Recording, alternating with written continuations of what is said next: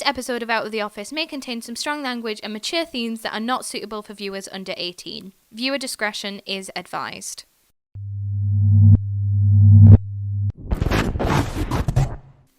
Sex work traditionally involves working the corner, being out on the street and exposed to dangers. So how has society's views changed? With millions of users on OnlyFans, selling sex has taken on a new form. From prostitutes to content creators, from overlooked to #girlboss. We're going to explore if there still is a stigma surrounding sex work and look at how OnlyFans is changing minds, satisfying subscribers and filling up bank accounts.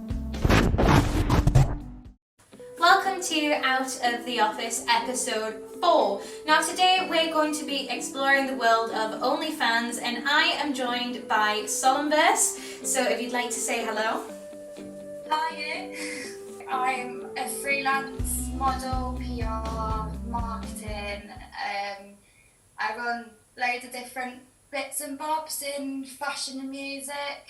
And I've got an OnlyFans. Why did you decide to make an account? Because I was broke. Fair enough.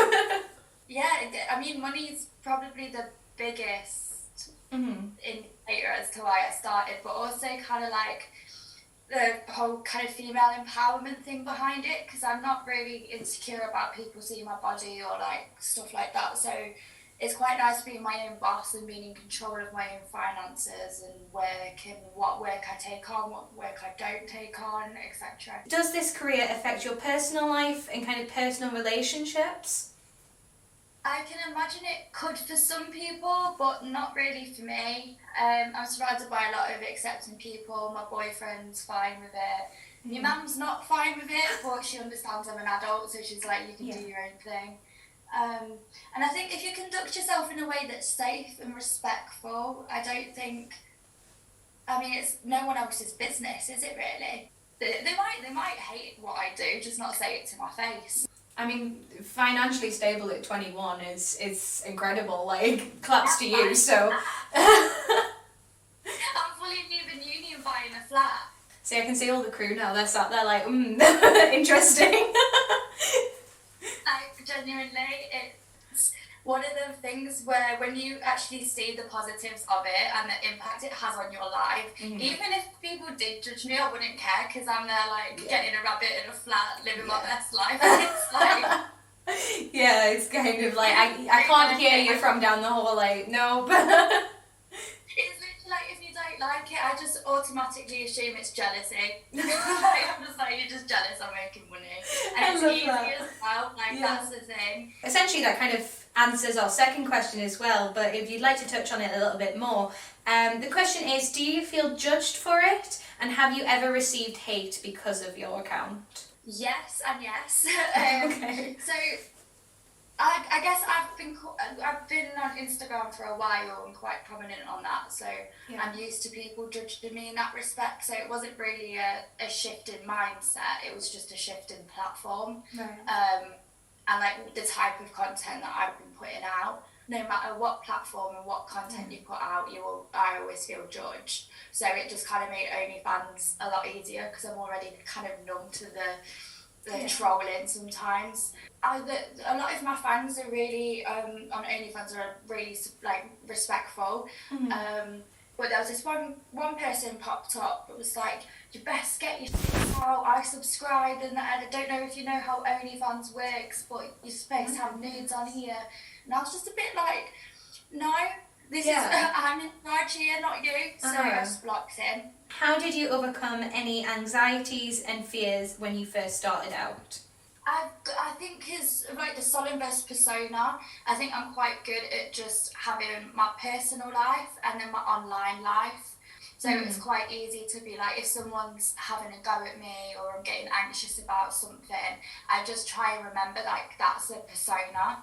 And I definitely wouldn't recommend doing it under like your proper name or anything. OnlyFans is definitely, I don't think it's like an unhealthy thing to do. I just think you've got to have them coping mechanisms in place to be able to do it, to like handle it. It's the same with anything that's a bit, doesn't follow kind of what society expects of you. Yeah. it's just one of them things. So we are now moving on to our user questions. So we've had some questions that fans of the show have sent in. So this is from Sophie, and she asks, is it difficult to tell new people that you meet that you work on OnlyFans?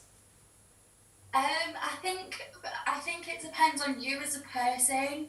I'm really out there, and that's like my whole kind of brand, is just being this really open and honest person. Like, you could ask me anything and I'd be like, there you go. But I think if you're not like that, it could be hard. Like, if you've got certain traumas, or you're not, it's definitely something you've got to 100% be sure you want to do, because as soon as you're like, okay, I definitely want to do this, you're not ashamed when you start talking to people. Yeah, so as soon as the floodgates are open. Yeah, so it's like, if you're doubting it, don't do it. But if you're like, nah, I want to do this, I'm pretty sound doing it, then you'll realise that, like, if you've got good people in your life, then they won't care anyway. We have another user question, and this is from Demi, and she asks, how do you remain relevant and make people come back for your content? For new subs, I recycle old content, so I'm only really working about 2 hours a week. Yeah. But it's like, once you kind of get the hacks, it's easy. Instead of trying to worry about impressing everyone else with your content, just do the content you want and you feel comfortable with. So at Out of the Office Productions, we normally are really cheeky at the end of an episode and ask our interviewees, would you hire me? But obviously this kind of doesn't apply to your situation. So I think the question that I'm trying to ask here is, will you subscribe to my OnlyFans? Well, I'm an advocate for women, and I support other independent women doing their own thing. So yeah, and I'll give you a shout out if you want to shout out. Lovely. And do you know what? After this conversation, I'm like, yeah, let's do it. Well, it was lovely chatting to you and lovely meeting you as well. Thank you so much for coming on the show.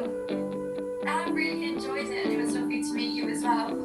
I feel like I've genuinely learned so much about OnlyFans content creation, and I would say even female empowerment in general. So thank you so much for chatting with us. It's been wonderful. Yeah, I really enjoyed it. I think I've learned something as well, because half the time you say something and you don't really like think it until you say it out loud, and I'm like, oh, I'm learning a lot about myself as well. Well, there we go. Women supporting women. We love to see it. Bye. Bye.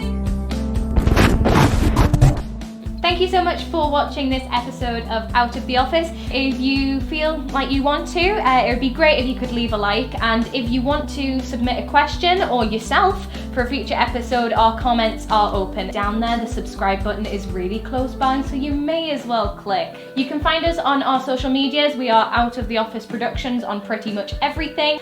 We have a podcast. We are going to have a podcast, so any episode that was on screen, on video, on the YouTube channel will be turned into a podcast episode as well if you'd like to hear an extended version of the interview. But I think that's everything.